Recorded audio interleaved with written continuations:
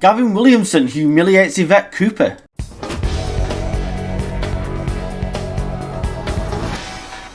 To be fair, it's a pretty decent video this I'm going to show you from Gavin Williamson, the Conservative MP of course, who despite his mild manner is really not the soft touch that people think he is. I know many stories about him from when he was a whip, and believe me now, he is no shrinking violet.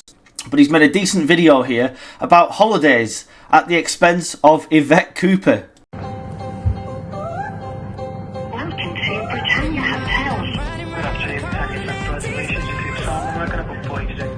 Do you have any reservations in the Canary Wharf Hotel? Oh, right. Don't you have any availability? Oh, okay. Thank you. Cheers.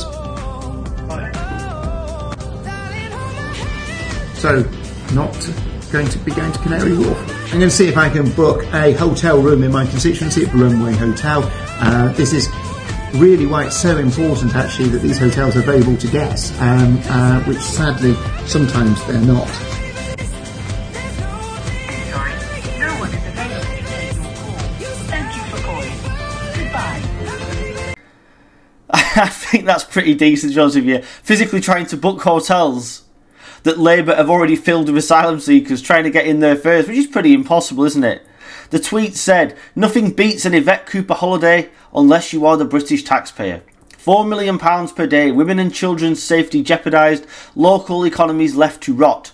We must end asylum seeker hotels now." Yeah, of course, the irony, by the way, is not lost on me, that it was the Tories who started this practice in the first place. The problem is, the Tories didn't base an entire general election campaign on stopping the boats. Rishi Sunak just used that as a slogan, which eventually was his undoing and eroded any trust that people had in him, which wasn't very much from the start anyway, after 14 years of Tory government that was tired and out of ideas. But now we have the same thing with Labour. After just 13 months, they are completely out of ideas and no idea what to do. Yvette Cooper is never ever seen anymore now, not in the media, in public, anywhere.